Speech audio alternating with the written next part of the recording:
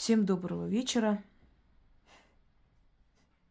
Итак, друзья мои, сегодня мы с вами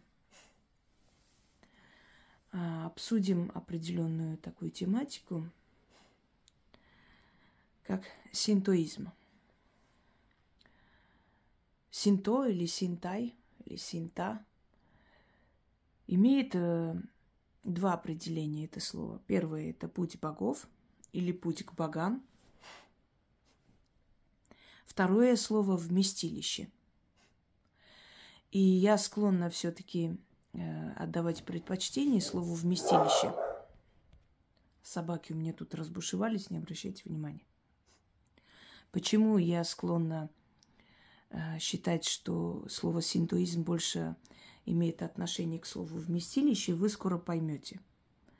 Итак, многие ложно полагают и преподносят, что синтоизм – это магия, что можно обучить синтоизму, что можно посвятить в синтоизм. Хочу вам сказать, что синтоизм во многом имеет схожесть с вуду. Точно так же, как и вуду, синтоизм – это не магия, это религия. Это очень древняя, архаическая религия, берущая свое начало из очень древних веков, еще с пещерных времен. И весь смысл синтоизма состоит в поклонении духам. Духам мироздания, богам мироздания, которых они считают высшими духами, более духи низкого сословия, злые духи, добрые духи. И название у них одно – Ками. Поклонение Ками. Итак, сегодня мы с вами не будем изучать мифологию японцев и теологию японцев, и не будем сейчас с вами обсуждать японских богов, поскольку это очень обширная тема. В данный момент мы с вами именно нацеленно обсудим синтоизм. Что это означает? Сюда входит поклонение именно этим богам, этим силам, а к этим силам и богам отдельную тему посвятим и объясним вам, какое божество, какую функцию выполняет. В данный момент мы говорим как раз религию, божественную религию японцев, которые к нам приходят издревле. В синтоизме нет предводителей, нет главного и нет второстепенных, там все равны. Нет определенных условий, нет определенных... Есть, конечно, определенные правила и объяснения, как задобрить духов, как изгнать злых и призвать добрых духов и прочее. Есть и праздники, посвященные духам, но синтоизм – это такая некая религия, которая позволяет каждому человеку, она слишком демократичная, то есть она позволяет каждому человеку поклоняться духам так, как человек считает нужным. Более того, человек может призвать определенного духа, назначить его ками своего дома, то есть духом своего дома или хранителем своего дома, и приносить подношения. Он может вызвать духа и назначить его ками из своего автомобиля, например. И приносить подношение этому духу, и тем самым задабривая этого духа, то есть задабривать и свой дом, и свою машину, от всяких аварий, катастроф и прочее. Но, кроме всего прочего, есть ками предков, то есть духи предков умерших. И есть, например, у синтоистов в домах определенное место, где они раскладывают разные предметы, в которых они вызывают дух своих предков. Это могут быть статуи предков, это могут быть фотографии предков, в которых они просят и вселяют этих духов, то есть они призывают этих духов. Это могут быть просто булыжники, просто камни, это могут быть их предметы при жизни. И они так раскладывают таким образом и создают такой некий алтарь предков, место поклонения предкам. Более того, они могут вселить этих духов в кукол и прочее. Например, есть такие традиции в Японии, и наверняка многие из вас слышали, видели, даже фильмы есть снятые такие, знаете, мифические, фантастические, когда девушка умерла, и юноша, который ее очень любил, заказал куклу, такую похожую на нее, и женился на ней, и сыграли свадьбу. Это реальная история, то есть они реально, они очень серьезно к этому относятся. Люди собрались и поздравили молодых, и он внес эту куклу к себе домой. И, собственно, просто она стояла. Естественно, они не жили как супруги, но он женился на ее душе. И для японцев, для последователей синтоизма это вполне серьезные вещи. И здесь нет ничего смешного.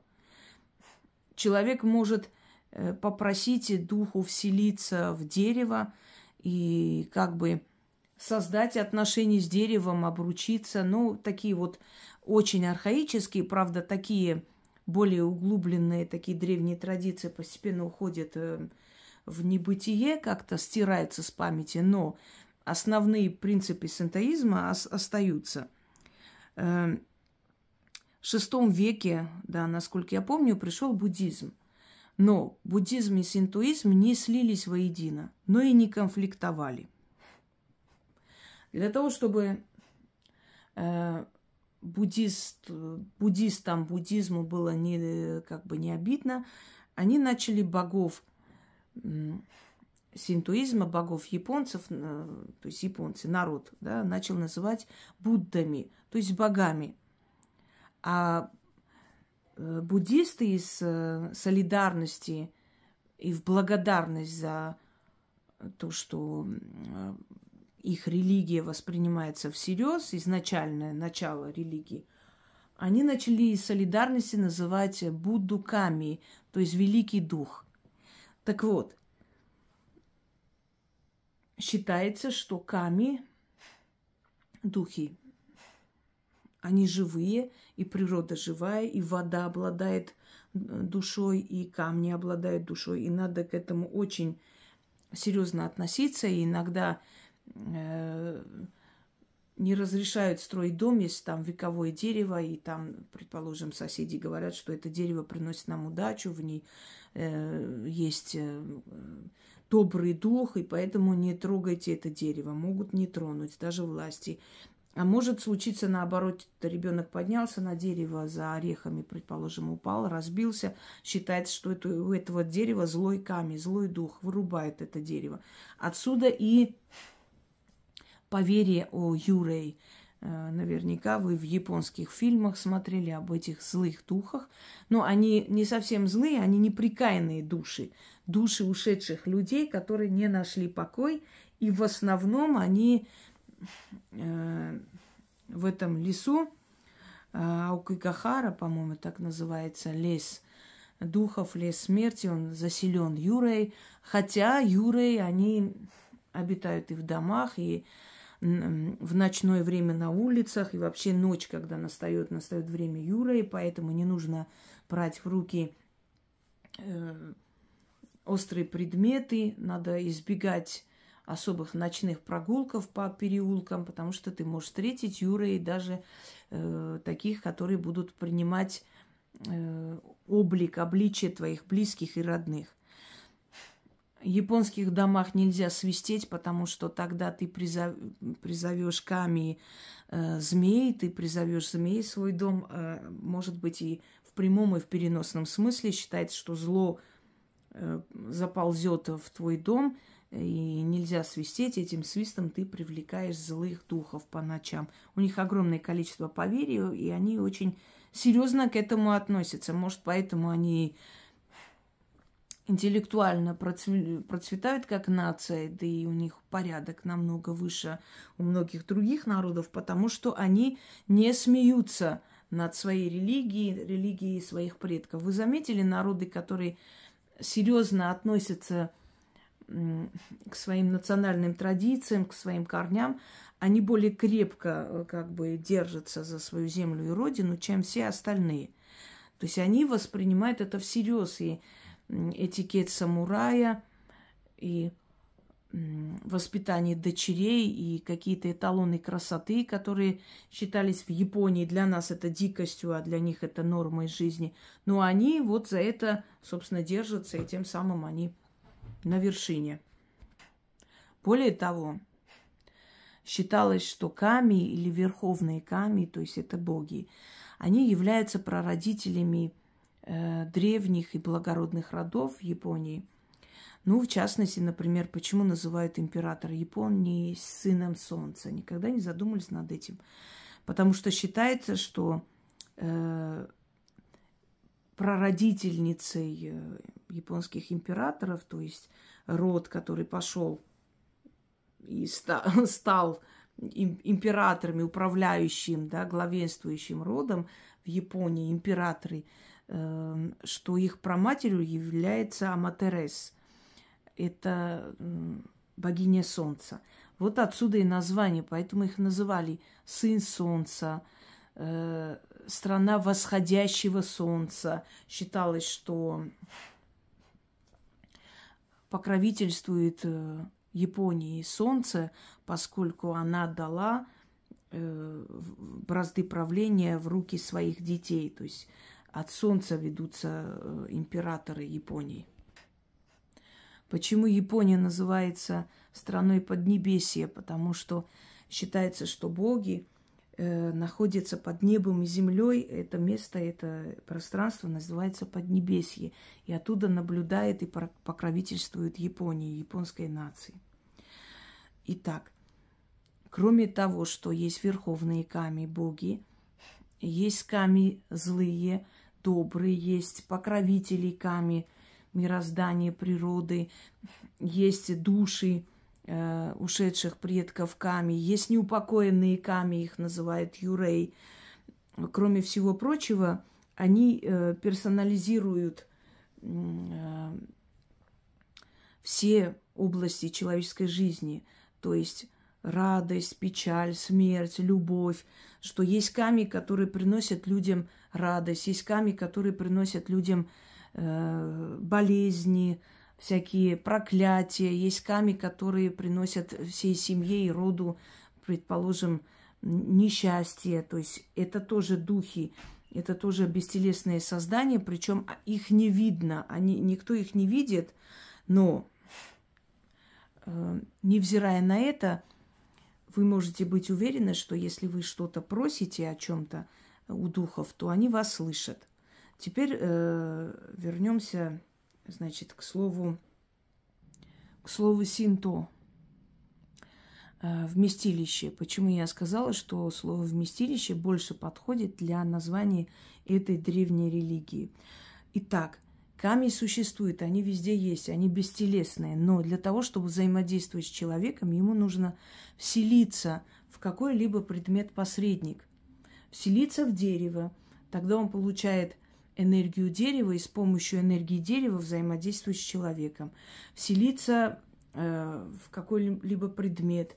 Причем чаще всего ками вселяются именно такие предметы бытовые или в камни, природные, да, какие-то предметы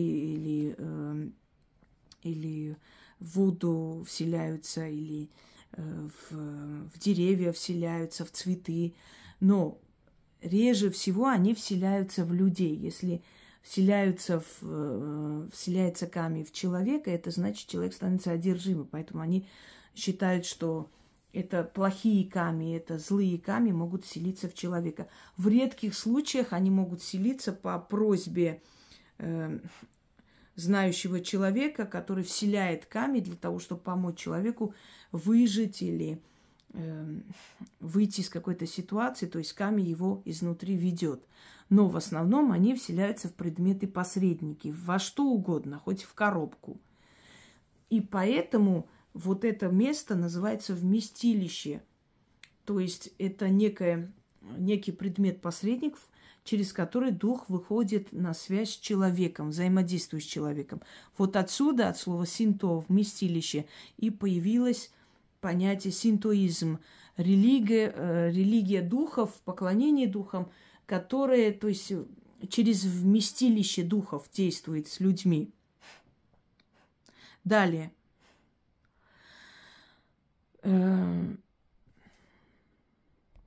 Если человек не соблюдает определенные правила в синтоизме, то есть нарушает эти правила, если человек часто творит зло, если человек намеренно обижает, оскорбляет духов, если человек рубит деревья, когда у него нет такой необходимости греться, или убивает птиц и зверей, когда он не голоден, то наступает наказание шимбасу.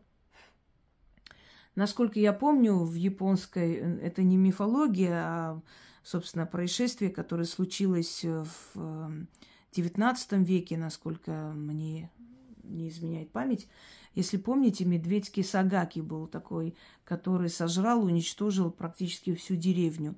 И говорили, что это шимбасу, наказание от Ками жителям за их неправильную охоту, за то, что они ловили зверей не для того, чтобы согреться или поесть, а для того, чтобы уже продать. И они начали, значит, уничтожать редкие виды животных, зверей. И вот Ками отправили на село охотников, а там в основном жили охотники, вот этого медведя Кисагаки, который практически уничтожил всю деревню. Когда его отстрелили, уже от села никого почти не осталось, человек 20-30, которые просто уехали оттуда, потому что уже не могли жить в этом месте, где погибли их родные и близкие.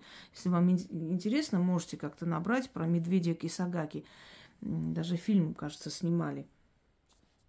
Вот наказание от духов может получить человек за свои злые деяния. Считается, что основных духов, верховных духов 8 миллионов. Поэтому цифра 8 и есть символ бесконечности. Но, естественно, духов больше, но управляющих духов, главных, главенствующих духов 8 миллионов, да.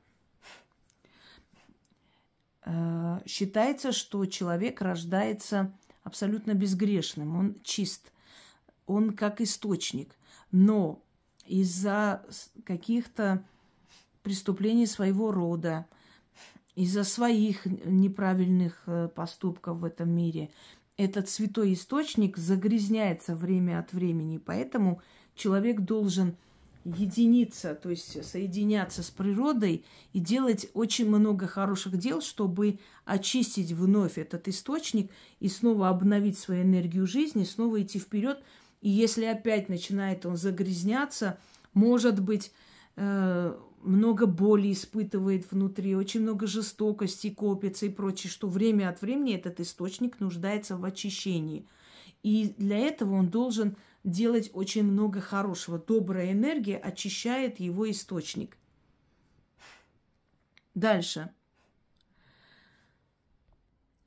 Врата в вечность или граница миров. Это врата без дверей. Без ставней называют еще. Тории. И наверняка такие врата вы встречали во многих азиатских странах. Такие врата я встречала и, например, в Калмыкии, в котором исповедуют буддизм. Хотя и синтоизм тоже там есть. Тории, эти врата пришли из синтоизма, но они стали символом вообще Азии сами по себе. И буддизм тоже перенял. Вот как, например, христианство очень много переняло из язычества. Но в отличие от христианства, буддизм не агрессивная религия. Она не захватила это все, не присвоила и не переделала. Но просто начала этим пользоваться, что-то взять, начала брать себе взамен. Они абсолютно не слились, ни буддизм, ни синтоизм. Так вот, тории – это как межу, как граница между миром людей и миром духов. Живых и мертвых здесь не подходит, потому что в мир духов входят все, кто не в этом мире. И души людей, и духи, и боги. Вот человек, который переходит через эти врата, он оказывается на границе духов, и он должен быть осторожен и должен соблюдать правила духов. Ну, например, такие тории и ворота, они стоят возле и буддийских, и синтоистских храмов. И человек, переходя туда, он должен соблюдать определенные традиции, то есть знать место, знать, что это место духов, здесь они обитают, хотя они везде обитают, но здесь ты особенно подчеркиваешь, что ты приходишь к ним. И помнить это. Чтобы это помнить, для этого устанавливаются тории, врата между мирами. Хочу вам сказать, что в некоторых азиатских странах есть такие тории даже в степи. Вот даже в Монголии могут встречаться такие, или юрга называется, знаете, да, территория любви, поскольку там степи, негде, собственно, уединяться. И если ставили юргу, значит, там молодые, значит, они создают новую жизнь, собственно говоря. Нельзя было подходить. Нарушая такое правило, нарушитель мог очень сильно пожалеть или даже расплатиться своей жизнью. То же самое через эти тории просто так нельзя было проходить. Нужно было с определенной целью туда идти. Если человеку было плохо, если он хотел помощи духов, он переступал тории, просил о помощи и возвращался назад. И говорят, что через некоторое время его проблемы начинали решаться. Вообще врата имеют огромный символизм и в магии, и в различных религиях. Помните, есть такие слова в заговорах, например, порченная зашла через ворота, чистая выйду через другие ворота. Или тебя, мертвец, сюда внесли, похоронили и забыли, так я и вношу, и хороню, и забываю там свою порчу, боль и так далее. Межу называли на Руси, врата – это территория. И наши ворота, которые стоят возле нашей калитки, ворота, они тоже несут определенный символизм, характер некий такой. Понимаете, там концентрируется ваша энергия. Вот в вашем доме концентрируется ваша энергия, собирается. Вот ваши врата. Там, где кладбище тоже, когда обносят, закрывают воротами, там концентрируется энергия. Это некий такой круг, куда ты заходишь, и там совершенно другой мир. Вот через ваши ворота заходит человек, там ваш мир. И желательно, чтобы нехороший, недобрый человек с плохими намерениями не переступал ваш мир. Иначе у вас начнутся определенные бедствия, потому что нехорошая энергия туда проникла в ваш мир, через ваши тории, врата. В синтоизме есть такая особенность перестраивания или увеличения храмов, уменьшения храмов, разрушение и постройка новых храмов. В синтоизме очень мало сохранилось древних храмов, потому что, согласно традиции синтоизма, ничто не должно долго стоять на своем месте. Все должно быть обновлено, поскольку духи любят обновляться в мироздании, в природе, они должны постоянно, то есть иметь возможность свою энергию обновлять, усиливать. И поэтому в синтоистских храмах сейчас уже, конечно, не разрушают и не строят новые постоянно, но все время что-то там делают, какие-то перестановки, что-то куда-то ставят. Кстати, это ушло отчасти и в... все, уже забыла. Фэн-шуй, да, что все время надо что-то куда-то переставлять, энергия дома должна быть живой, что нужно ставить фонтаны какие-нибудь маленькие. Кстати, вот эти фонтаны, они не только фэн-шуи, они еще и в восточных религиях и направлениях магии часто встречаются, потому что круговорот воды оживляет пространство. Дом становится живым, привлекает вот эту вот живость, понимаете, силу. Почему на базаре торг идет так вот, живая энергия там, энергия денег, чем, например, в магазинах. В магазинах стоит и стоит, вот подходишь, четко, ясно, столько стоит, берешь, покупаешь. А там идет торг, уступить, там еще что-нибудь, чуть побольше дать, поменьше взять и так далее. Постоянный круговорот энергии должен быть, обновление.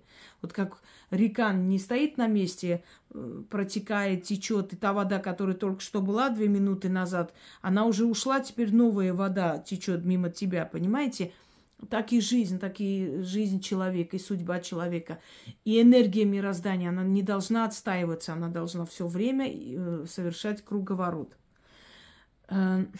Синтоизм, он очень глубоко укоренился и в психологии японцев, и в быт японцев, даже спорт, например, и театрализация, театр, кино, оно тоже не лишено определенных таких традиций, обычаи, которые соблюдают для того, чтобы их проект, например, начало фильма было удачным, чтобы фильм вышел в эти кассовые, да, как там, чтобы он экранизировался, чтобы собирало много публики и сборов, естественно.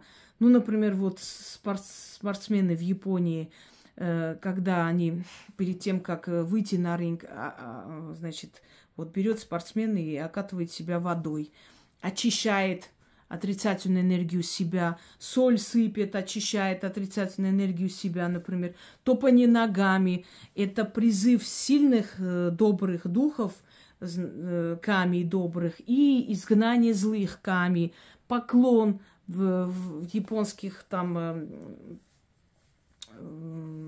спортивное искусство, перед тем, как начать сражение со своим противником, кланяются. Знаете почему? Это не просто уважение, это не просто этикет там, в карате, в тайквондо.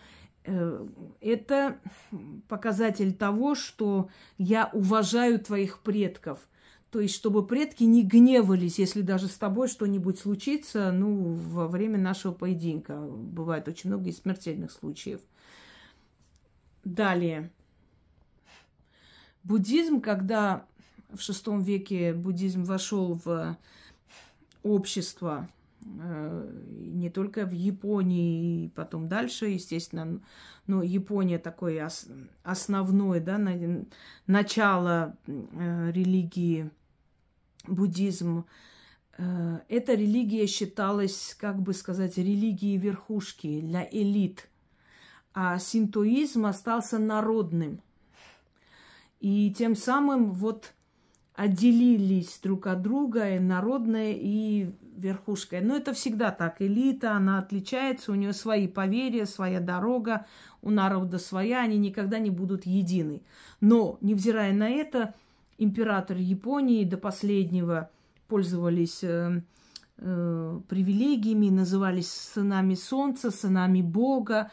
И точно так же, то есть вот в этот момент называться особенными, называться божественными, например, не упустили и элиты Японии того времени, невзирая на то, что они приняли религию, все же они из синтоизма приняли вот эту вот божественную часть, и это им было очень на руку, выгодно.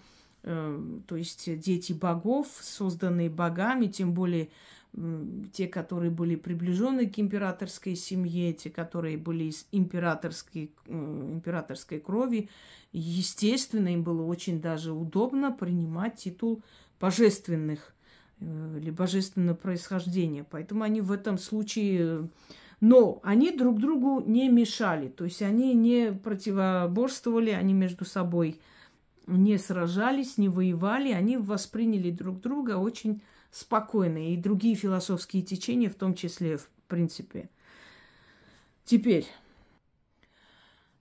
один из крупнейших праздников, посвященный духам, когда выносят из храмов вот те самые синто, то есть вместилище духов, а в каждом храме оно есть свое, где-то это вместилище в каком-то золотом сосуде, где-то какой-то невероятный камень, может быть, космического происхождения камень, да,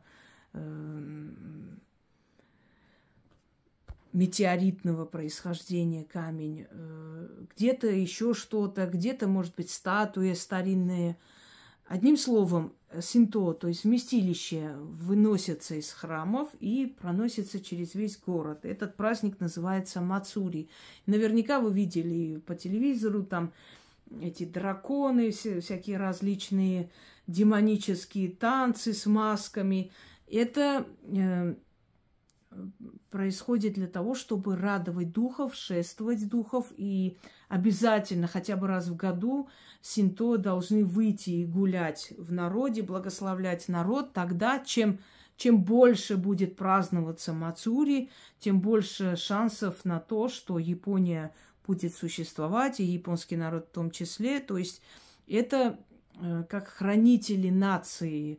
На них держится энергия народа, энергия нации. Они получают благословение, они отдают благословение духам. По-разному их могут окунать в воды и в святые источники, очищая их, могут проносить через лес и очищать, значит, лесными силами, смотря у кого, как это все получается. Синтоистские священники, они живут обычной человеческой жизнью. Единственное, они обучаются несколько лет вот этому искусству. И их функция входит объяснить людям, значит, принимать пожертвования, распределить между храмами, проводить определенные службы, именно вот посвящение духам, какие-то праздники праздновать. Вот их функции, собственно говоря. А в остальном они ведут повседневный образ жизни, мало чем отличаются от обычных людей. Так вот, теперь к главному вопросу. Можно ли посвятиться в синтоизм? Можно ли посвятить кого-то в синтоизм? И магия ли синтоизм? Можно ли научиться там какой-то магии синтоизма или японской магии? Дорогие друзья, вот вуду в этом отношении более демократично. Например, если человеку дано, изначально у него есть сила, и он приходит и проходит это посвящение, то есть он изначально, да, показал свою силу, и вот он приходит и обучается, и вот жрец Вуду может посвятить. Посвящение – это как представить духом, вот этого зовут там Петрович, знаете его. Вот я более ранее посвященный, я посвящаю, я показываю, я представляю его вам. А примут духи или нет – большой вопрос. За духов невозможно дать гарантии, что кого-то можно посвятить куда-то, и вот духи его обязательно примут. Но в Вуду есть такой момент, такой вариант, когда более опытный жрец Вуду или колдун Вуду. Вот Вуду разделяется на две части. Магия Вуду, значит, религия Вуду. Они едины по сути. Они точно такое же поклонение. Вот посмотрите, собственно говоря, тему моего канала называется Вуду. Вот Вуду, ведьмина изба, и можете увидеть. По сути, очень схожи с синтоизмом, потому что древние религии, языческие религии, они имеют огромную схожесть, тем более, что они поклоняются духам, и это их общая черта.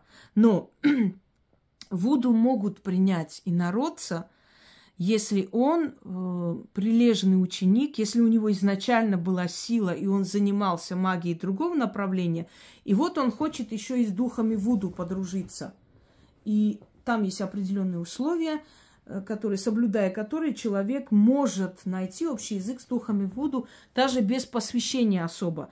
Но если он хочет получить сан священника Вуду, скажем так, жреца Вуду, или колдуна, признанного колдуна Вуду, которого вот другой колдун представляет и говорит, он будет продолжать мое дело, тогда да, тогда нужно это. Но это проходит очень долгий период, и мало кто вообще знает, что есть в Вуду определенные ступени. И до 5-й, 6-й ступени еле-еле кто дошел. Чтобы дойти до самых верхних ступеней Вуду, это нужно не есть, не пить, не жить. Это нужно посвятить себя 20-30 лет, просто полностью отдаться вот этой магии, ночевать в лесу, в саванне. Понимаете, мало кто на это решается. Поэтому в этом отношении многие, кто занимается Вуду и кому действительно поддается Вуду, которые могут решить свои вопросы через магию Вуду, они в основном, собственно говоря, прошедшие несколько ступеней, но уже имеющие право обращаться к духам Вуду. Но к духам Вуду могут и обычные люди обращаться, если знающий человек их направил и объяснил, как правильно это сделать, чтобы себе не навредить, а наоборот получить их помощь. Но, значит, в этом случае в синтоизме, вот в синтоизме это невозможно. Невозможно обучить магии синтоизм. Невозможно посвятить в синтоизм. Это невозможно. Я объясню почему. Первое. можно пользоваться ритуалами, можно пользоваться определенными традициями, обычаями, знаниями синтоистов, да, и синтоизма для того, чтобы попросить что-то у духов ками. То есть на японский манер обращаться, японской традиции, и тем самым привлечь вот этот эгрегор на свою сторону, вот этой энергией пользоваться. Точно так же, как мы не обязательно живем в Африке, но можем просить духов Вуду, и они нам помогают. Мы можем просить монгольских богов, и они нам помогают, да? Можем просить славянских богов, не славяне, но они помогают, и не славянам в том числе. Можем просить скандинавских богов, те же самые боги, северные боги, то есть те, у которых там, которым дано было и руны и прочее. Мы можем просить, потому что мир единый, духи едины, и боги слышат всех. Но есть определенные вещи, в которые посвящаться невозможно. Стать частью синтоизма невозможно, если ты не рожден японцем. Значит, если иностранец хочет посвятиться в синтоизм, он не может этого делать. Это невозможно. Он может стать адептом синтоизма. Он может быть более приближенным, чем другие иностранцы. Он может пользоваться этими работами, как все остальные. Но синтоистом он никогда не станет. Он никогда не станет жрецом синтоизма. И направление магии, которое называется, хотя магии здесь нет. Ну, то есть это можно назвать магией. Магия сама по себе, перевод означает вселенская мудрость. Ее можно назвать религией древней, можно назвать магией. В конце концов, магия тоже древняя религия. Поклонение богам и духам. И просьба к духам и к богам через них получить желаемое. Магию тоже можно назвать древней религией. Более древней, чем все религии. Архаической религии, праматерью всех учений и религий. Понимаете? Она и религия, и наука. Точно так же и синтоизм. Можно назвать и магией, но это религия изначально, и сейчас она религия. Но с помощью этой религии можно проводить какие-то магические обряды. Вот так скажем.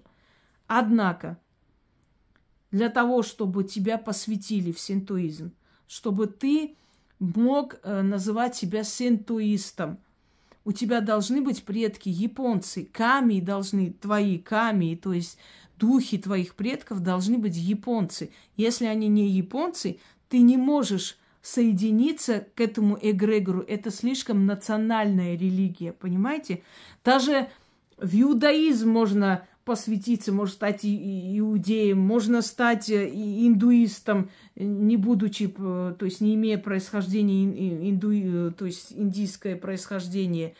Но ты можешь принять религию индуизм, поклоняться индийским богам. Можешь не стать поклоняться и благодарить, можешь стать. Они тебя примут.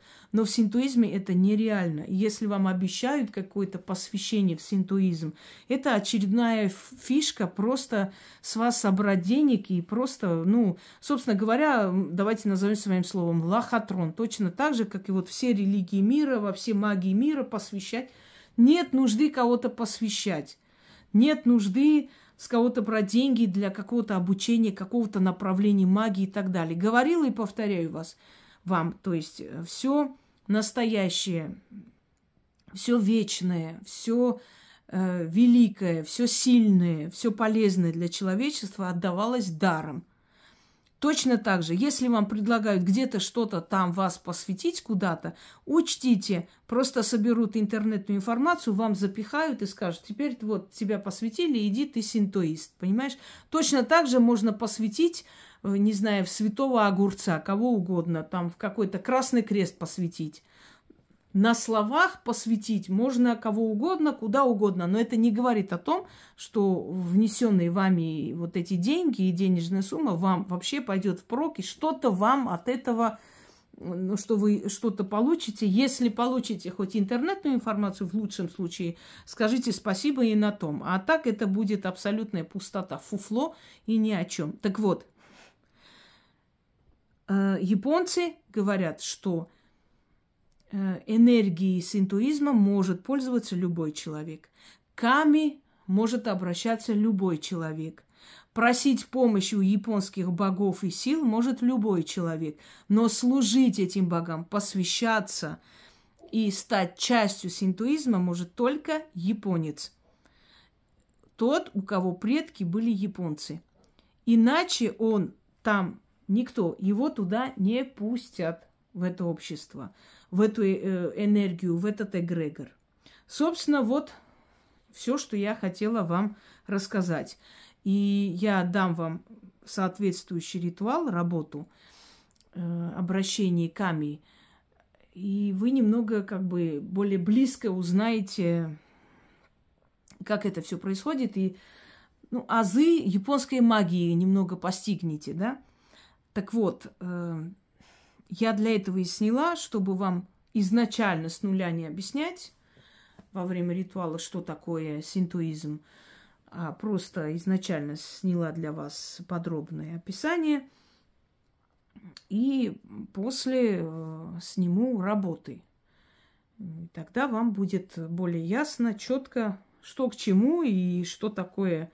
То есть, кто такие ками, юрей и прочие, почему можно к ним обращаться. Ну, к юрею не стоит, конечно. К юрею обращаются колдуны, когда куда-то хотят наслать их. Но они вообще опасные духи для всех. Даже для колдунов очень опасны. К ним очень с большой опаской относятся. Желаю вам всем удачи и благоразумия. И еще раз вам говорю, друзья мои, когда вас зовут везде, всюду, куда-то посвятить, что-то говорить, задумайтесь много раз просто. Так ли легко и просто всюду и везде посвящать людей? Почему-то всем кажется, что, например, врачом стать это нужно учиться, ученым стать это надо много лет учиться и доказывать, да, свою профпригодность. А вот посвятиться куда-то или заниматься магией, или ведьмой стать ничего не стоит. Всего лишь деньги вноси, и ты ведьма, или ты там вудуист или еще кто-нибудь. Не так все легко и просто. Просто пользуйтесь этими знаниями, обращайтесь к этим силам, но не вникайте туда, тем более, что вас просто так, не посвященных в это все, не пустят. И посвящать вас некому, там никто никого не посвящает.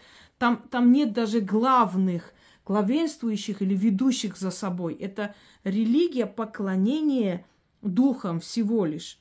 Как все архаические религии. Все очень просто, все очень понятно, все очень доступно. И может обращаться к этой силе, к этой религии любой человек. Для этого не надо никакие посвящения проходить. Всего лишь достаточно уважать, немного иметь знания об этом. Всем удачи!